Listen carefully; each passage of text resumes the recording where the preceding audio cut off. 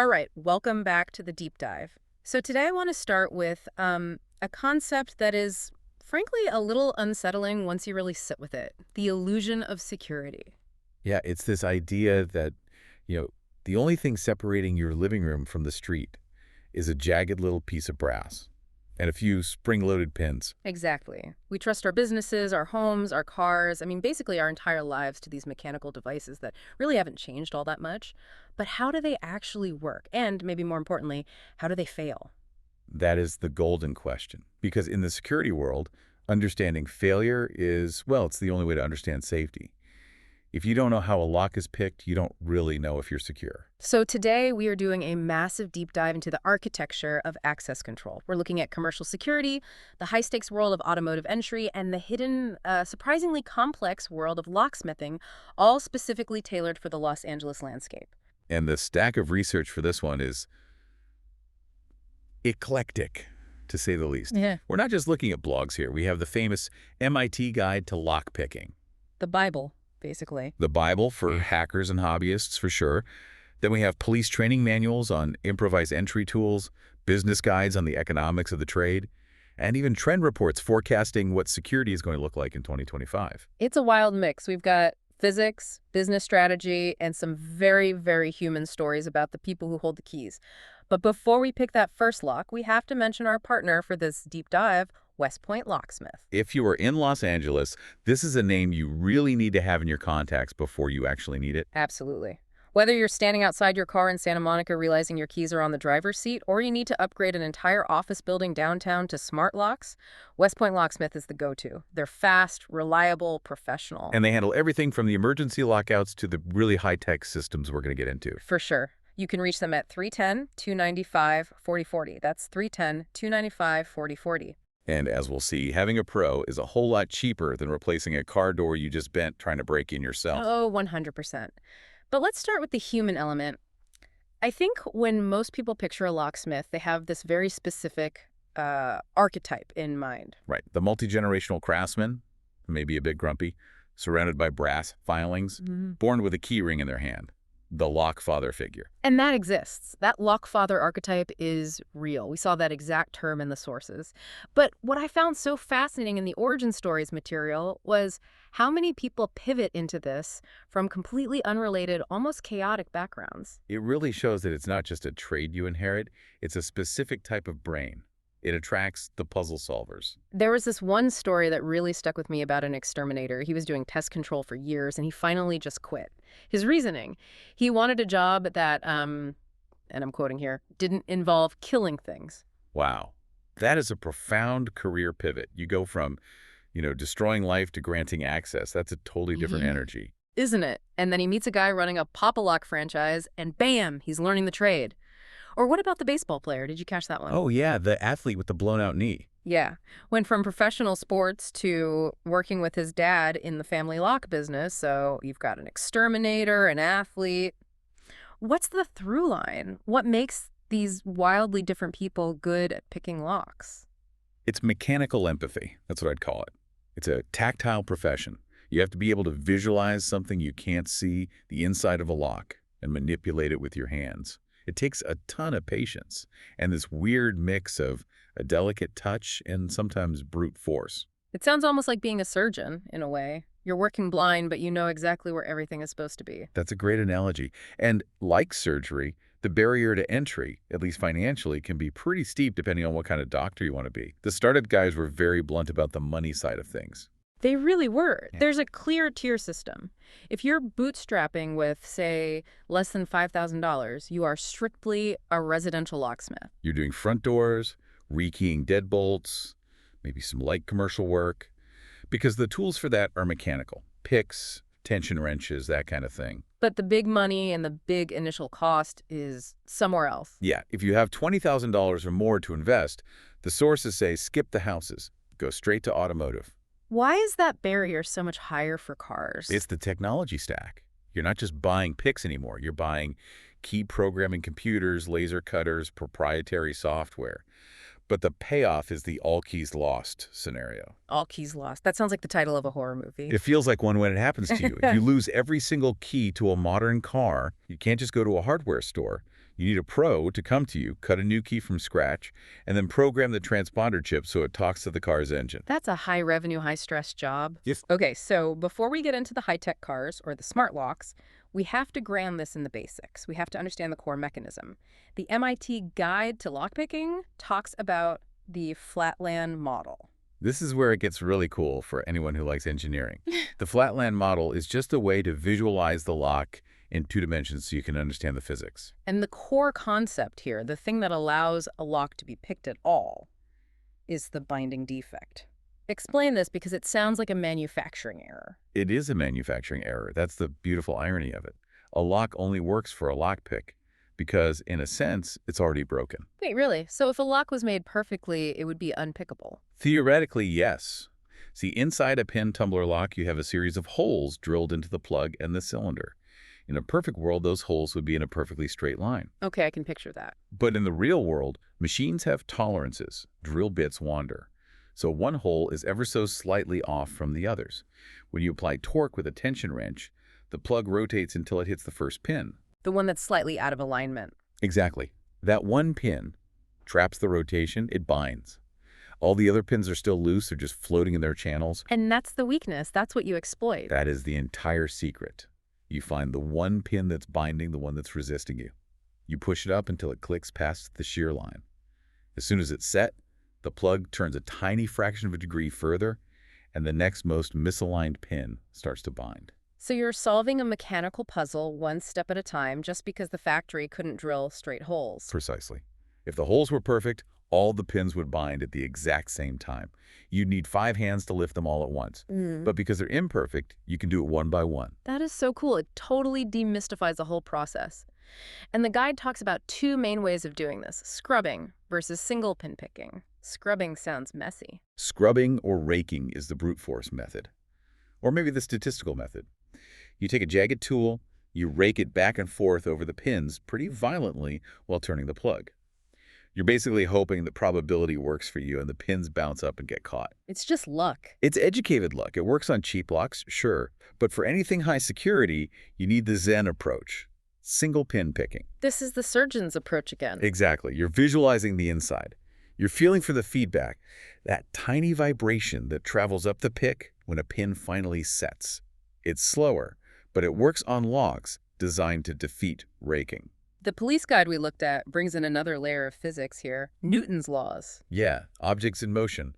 This is how snap picks or pick guns work. Think of a pool table. You have a bunch of balls touching, and you hit the front one with the cue ball. Right, and the energy transfers through, and the one at the back just shoots off. That's it, exactly. A pick gun strikes the bottom pins in the lock very hard. They don't move much, but they transfer that kinetic energy up to the top pins. The top pins fly upward, creating a momentary gap, a split second where the shear line is clear, and you turn it. You're literally hacking physics. I love it. Now, we have to talk about the trivia we found from CLK Supplies. Locksmiths have their own language and some very specific tools. Oh, it's a very gadget-heavy trade. There's this tool called a plug follower. And the trivia was about a specific cutout on it. I looked at the picture. It just looks like a metal tube. I would never have guessed what that little notch was for. It's a brilliant little design feature. It's all about efficiency. That cutout lets you drop out the master pins. Break that down for me. Why do you want to drop master pins? Okay, so think about a big apartment complex in LA. Your key opens your door, but the superintendent's key also opens your door, and everyone else's. That's a master key system.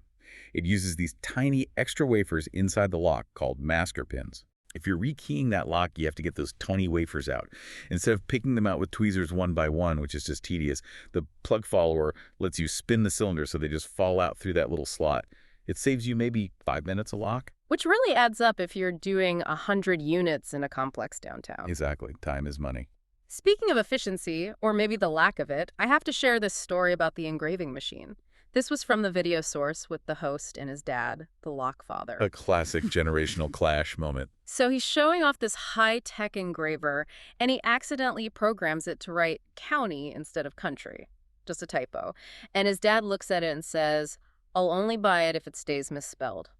I love that detail. Why did he say that? He said because it was real. Yeah. It showed that even with all this new technology, humans still make mistakes. It was this weird philosophical stance on craftsmanship, like the flaw is what makes it authentic. It's a great reminder that no matter how advanced the tools get, you still need a skilled operator. A machine is only as good as the person programming it. Which is a perfect time to mention our partner again. If you want skilled operators who definitely know what they're doing and probably know how to spell country, you need West Point Locksmith. They really do have the reputation to back it up. We're talking 5-star reviews across the board. And it's not just about getting back in when you're locked out, it's about proactive security. Think about rekeying a business after an employee leaves. That is a huge security vulnerability people forget about. It's the #1 way businesses get robbed. Unauthorized keys just floating around. Exactly. So whether it's rekeying or upgrading your home to keyless entry, West Point is the best in LA. They serve the whole area 24/7. Give them a call at 310-295-4040. Okay, let's shift gears now to the business side. Because if you're living or working in LA, commercial security is a massive and rapidly shifting market.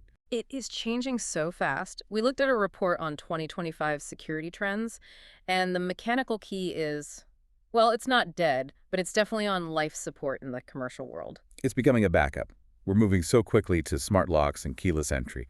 But the big leap, the one that still feels a little like sci-fi, is biometrics. Fingerprints and facial recognition. Yeah, it's moving from spy movies to standard office buildings. Yeah. But here's the catch, and this is where the expertise really matters.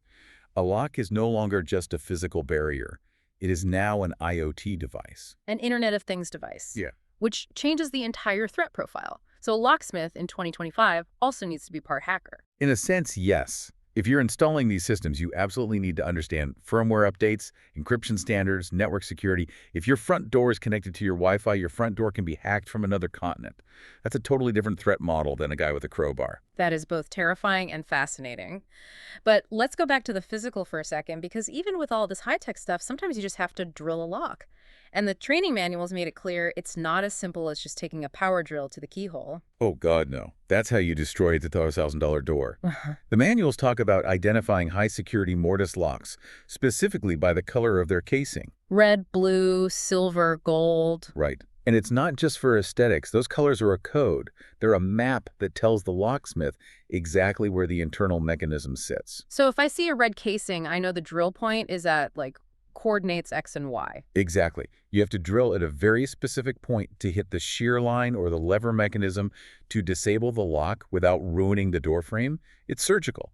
Miss by a millimeter, and you've just made a hole in a door, and the lock is still locked. And mistakes like that get very expensive. Very. Speaking of cost, we pulled some data from this old house on what people should expect to pay, and this was eye-opening for me. The price gap between mechanical and electronic is just huge. An electronic lock can cost you $200 to $400 or more just for the installation and hardware. You compare that to a standard rekey, which might be, what, $70 to $160? And that brings up a really crucial tip for anyone listening. If you lose a key or you move into a new place, do you actually need to replace the entire lock? Almost never. Yeah. Unless the hardware is physically broken or you specifically want to upgrade to smart tech, you just need to rekey it. The locksmith changes the pins inside to match a new key. It is almost always cheaper. That's a great money-saving tip right there. Don't replace what you don't have to. Now let's get into the really high-stakes game, automotive security. This is where the tech is advancing the fastest and where the battle between security and convenience is the most intense. We followed a source called Captain Lockpick. Great name, by the way, on a job for a Mercury Mariner. And I was surprised by the main tool he used. The leashy tool. Yeah. It looks like a lockpick, but with a little graph paper ruler attached to it. That tool completely revolutionized automotive locksmithing. It's a decoder. You slide it into the door lock, and as you pick each tumbler, the grid on the side tells you exactly how deep the cut in the key needs to be at that position. So you're literally reading the lock to make a new key from scratch. That's it. You get the code, say 32145, and then you go to your van and cut a fresh key with those exact dimensions. But getting the metal cut is only step one. Step 2 is the invisible part, the computer. Right. You have to program the transponder chip. Since the late 90s, pretty much all cars have immobilizer systems. If the chip in the key doesn't send the right encrypted signal to the car's computer, the engine won't start. The fuel pump is disabled. And there was a great oops moment in that source material, too. The locksmith cut a remote head key, the one with the buttons, but it didn't work. The FCC ID didn't match. That blew my mind. The keys looked absolutely identical. They looked the same, but they broadcast on slightly different frequencies or use different protocols. It's like trying to tune a radio to a station that doesn't exist. So he had to eat the cost of that expensive remote key and give the customer a basic chip key instead. It just shows how incredibly specific these modern systems are. You can't just grab a generic Ford key anymore. Not at all. And it highlights why you need a professional. If you try to force these things or use the wrong tools, you can do some really serious damage. Speaking of damage, we saw a safety warning about unlocking cars that I think everyone needs to hear. The airbag method. It sounds explosive, but it's actually very gentle. Mm-hmm. It's a small inflatable bladder, looks like a blood pressure cuff. You slide it between the door and the frame, pump it up, and it wedges the door open just enough, maybe half an inch, to get a reach tool inside to hit the unlock button. And the warning was crystal clear. Do not use a Slim Jim. Please, for the love of God, throw your Slim Jims away. Why, though? That's the classic move you see in movies. In a 1980 Chevy? Sure. But in a modern car, the inside of that door is packed with electronics. You have side impact airbags, fiber optic cables, complex wiring harnesses. So if you jam a piece of metal down there blindly... You could slice a wire and kill your power windows, or, way worse, you could set off the side airbag right in your face. That's a $1,000 mistake instantly. Easily. So if you're locked out of your car, don't grab a coat hanger. Call a pro, like for instance, West Point Locksmith. Exactly. They have the airbags, the Lishy tools, the programmers. They can do it without frying your car's brain. They handle car key replacements, smart locks, everything. Fast, reliable, professional. Again, that number is 300-6-295-SORDY-40. Keep your vehicle secure without destroying the wiring. Now, before we wrap up, we have to touch on the less sexy but arguably most important part of this whole business: insurance and liability. This came from the Service Titan source. And honestly, if you own a business in LA or if you're even just hiring someone to work on your home, you really need to listen to this. It's all about risk management. Locksmiths deal with your security, but they also carry a lot of liability. If a locksmith is drilling your server room door and they mess up and damage the frame, who pays for that? If they aren't insured, it might be you. Precisely. Hiring a locksmith who carries proper general liability insurance is a filter. It signals credibility. It means they take their trade seriously enough to protect their clients. And on the flip side, for anyone running a small business, we saw a great tip in the Money Matters source about watching your own finances. Subscription creep. Yes. The host found out he was paying for Hulu and Paramount Plus, but he's also paying for Paramount Plus as a standalone. Double charges. It's a tiny detail, but in business, those little leaks can sink the ship. You have to audit your expenses with the same focus you audit your security. So what does this all boil down to? We've gone from the binding defect of a simple pen tumbler, a design that's over a century old, all the way to AI-driven biometric access controls of 2025. It's a massive spectrum. But the core principle, I think, remains the same. Security is a balance of time and noise. Time and noise. Unpack that for me. No lock is pick-proof. No system is unhackable. If a state-sponsored hacker wants into your network, they will get in. If a master locksmith wants into your house, they will eventually get in. Well, that's comforting. But the goal isn't to make it impossible. The goal is to make it too costly for the intruder. You want to make the lock take 10 minutes to pick instead of 10 seconds. You want the drill to be so loud that the neighbors call the police. You're buying deterrence. That's a really powerful way to think about it. You're not buying invincibility. You're buying time. You are buying time and deterrent. You're making yourself the hardest target on the block so the bad guy just moves on to the next house. So if you want to increase your deterrence, or if you just need to get back into your house because you forgot your keys, you know who to call. West Point Locksmith. Serving all of Los Angeles. 24/7 availability for your home, your business, your vehicle. Call them at 310-295-4040. Don't wait until you're stranded. Absolutely. So I want to leave you all with a final thought today. We talked about how mechanical locks rely on manufacturing defects, that binding defect to even be pickable. And we talked about how digital locks rely on software that can be buggy or hacked. Right. Imperfections in both worlds. So if the perfect mechanical lock relies on tolerances that can never be perfect, and digital locks rely on code written by humans who make mistakes, does perfect security actually exist, or is it just a feeling that we buy to sleep better at night? That is something to think about. Thanks for listening to The Deep Dive. We'll see you next time.